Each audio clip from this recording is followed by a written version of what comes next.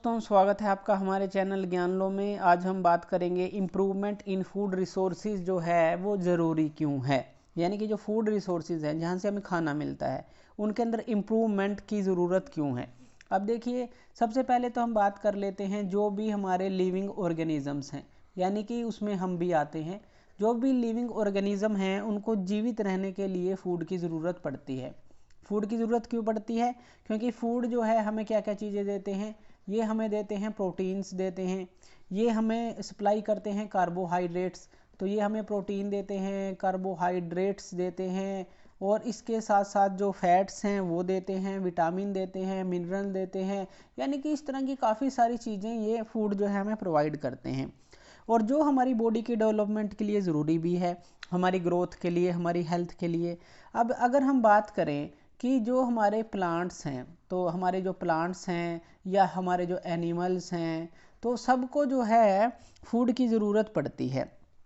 अब देखिए, हमारे लिए अगर हम बात करें तो इनको तो जो है ये अपना फूड खुद बना लेते हैं। जैसे प्लांट होते हैं ये अपना फूड खुद बना लेते हैं, एनिमल्स जो हैं वो प्लांट पर निर्भर करते हैं। और अगर हम बात करें ह्यूमन्स की बात करें तो वो इन दोनों पर निर्भर करते हैं, प्लांट पर और एनिमल पर, अपने फूड के लिए। ये हम जानते हैं कि काफ़ी नॉन वेज चीज़ें भी खाई जाती हैं, जैसे फ़िश हो गया या फिर जो अंडे हो गए, इस तरह से दूध हो गया। जानवरों के ऊपर भी हम डिपेंड हैं और प्लांट्स के ऊपर तो हैं ही, जैसे सब्जियां हैं, हरी सब्जियां, तो उन पर हम डिपेंड हैं। इसलिए जो है जो एग्रीकल्चर तो ठीक है कि हम जो है खेती बाड़ी करते हैं, एग्रीकल्चर से तो हम काफ़ी सारा फूड जो है प्राप्त करते हैं।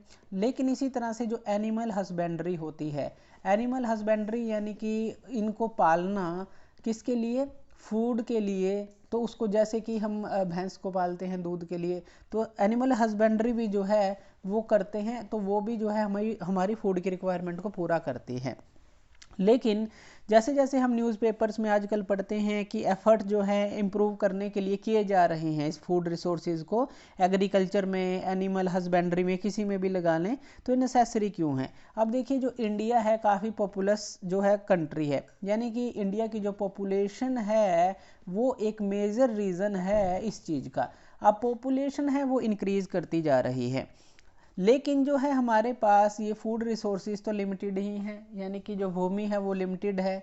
और इसी तरह से जो एनिमल हस्बेंड्री जो है वो भी हम कर रहे हैं। क्यों? क्योंकि ये तो हमारे पास लिमिटेड ही है भूमि, तो इसलिए एनिमल हस्बेंड्री का हमने सहारा लिया है। तो इस तरह से हम देख सकते हैं कि सबसे ज़्यादा जो है कि पॉपुलेशन इसका कारण है। अब इसके कारण से क्या हो रहा है, जैसे जैसे पॉपुलेशन बढ़ रही है तो प्लांट्स को काटा जा रहा है, यानी कि जंगल है उनको ख़त्म किया जा रहा है, और वहाँ पर जो है खेती के लिए जगह बनाई जा रही है।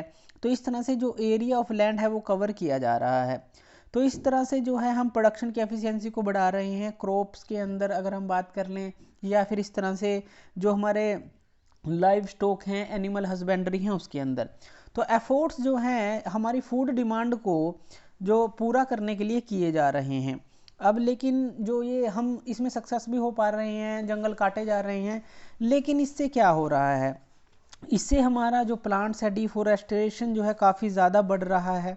तो इससे क्या होता है, जो प्लांट्स हमें पता है ऑक्सीजन की सप्लाई के लिए बहुत ही ज़रूरी होते हैं, तो उनको काटा जा रहा है। तो इस तरह से जो पॉपुलेशन है एक जो मेजर चांस बन जाता है, और इस तरह से जो अनबैलेंस हो जाता है हमारी जो नेचर है, और जो हमारे हमारे बीच में एक अनबैलेंस प्रोड्यूस हो जाता है। तो ये काफ़ी ज़्यादा इम्पोर्टेंट है कि हमें फूड प्रोडक्शन को इंक्रीज़ करना चाहिए, लेकिन हमारे एनवायरनमेंट को नुकसान पहुंचाए बिना, एनवायरनमेंट को नुकसान ना पहुंचाए हम। तो इस तरह के हमें तरीके जो हैं वो डेवलप करने होंगे, और बैलेंस हमें मेंटेन करना होगा। तो इसलिए जो है हमें कुछ एग्रीकल्चर की प्रैक्टिसेस हैं वो अपनानी होंगी, यानी कि एक नई नई जो तकनीकें अपनानी होंगी, नई नई तकनीकें डेवलप करनी होंगी, कम पानी का यूज़ करना होगा, और अच्छी अच्छी फसलें जो ज़्यादा प्रोडक्शन दे सकें उनका यूज़ करना होगा, और एनिमल हस्बेंड्री का भी यूज़ करना होगा। यानी कि हमें क्या करना है, main overall gain of production हमें करना है।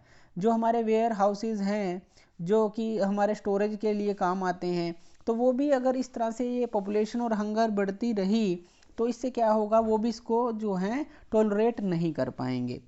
तो ये जो है ये सारी चीज़ें हमें ध्यान रखनी है। अब देखिए फूड सस्ता भी होना चाहिए, क्यों? क्योंकि ताकि जो पीपल हैं उसको आराम से खरीद सकें। अब जो मेजोरिटी ऑफ पॉपुलेशन है अगर हम बात करें वो एग्रीकल्चर पे डिपेंड करती है अपने जीवन के लिए, तो इसीलिए जो इनकम ऑफ पीपल है तो वो भी जो है एग्रीकल्चर से बढ़नी चाहिए, तो ये भी एक प्रॉब्लम आ जाती है। और जो है लोगों को फूड भी मिलना चाहिए, तो दोनों चीज़ों को बैलेंस करना पड़ता है।